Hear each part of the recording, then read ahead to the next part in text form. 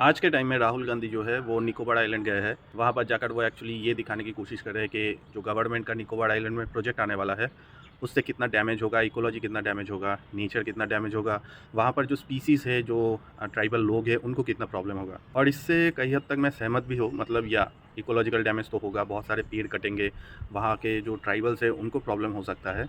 Actually ये जो Nicobar island है ना, इसके पास स्ट्रेट ऑफ मलक्का है, जो कि बहुत ही वाइटल स्ट्रैटेजिक पॉइंट है। स्ट्रेट ऑफ मलक्का से दुनिया का टोटल 40 से 50% ट्रेड होता है और अकेले चाइना का total 90% trade straight of Malacca से होता है। अब मैं आप लोगों को कुछ बातें बताता हूँ जो कि शायद आप लोगों ने नोटिस किया होगा या फिर नहीं किया होगा। आज के टाइम में यूएसए जो है वो दुनिया की सबसे पावरफुल कंट्री है और वो ईरान को अभी तक हरा नहीं पाई है, सिर्फ एक स्ट्रेट की वजह से और जो जियोग्राफिकल लोकेशन है इसके वजह से।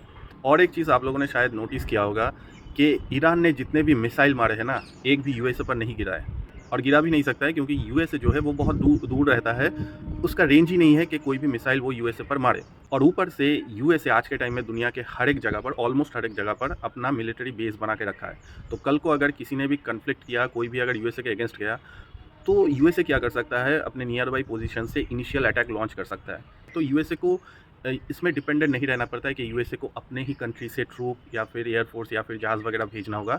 उसका नियर बाई एरिया में अपना जुगाड़ किया हुआ है। ऊपर से आप लोगों को पता है कि चाइना जो है वो बेल्ट एंड रोड इनिशिएटिव में काम कर रहा है। इसके थ्रू वो एक्चुअली सिमिलरली यूएसए की तरह मल्टीपल जगह पर अपना प्रेजेंस बनाने की कोशिश कर रहा है और अपना जो ट्रेड रूट है ना उसको सिक्योर करने की कोशिश कर रहा है। और उसका एक रीज़न ये भी है कि ये जो स्ट्रेट ऑफ मलक्का है, इसका जो कंट्रोल है ना वो एक्चुअली इंडिया के पास है। मतलब देखा जाए तो, क्योंकि इंडिया का जो निकोबार आइलैंड है वो इसी स्ट्रेट के पास है। तो अब आप समझ सकते हो कि ये जो जगह है ये इतना इंपॉर्टेंट क्यों है। ऊपर से चाइना जो है वो ऑलरेडी क्लेम वगैरह करता रहता है कि अरुणाचल प्रदेश मेरा है, ये ज़मीन मेरा है, वो ज़मीन मेरा है।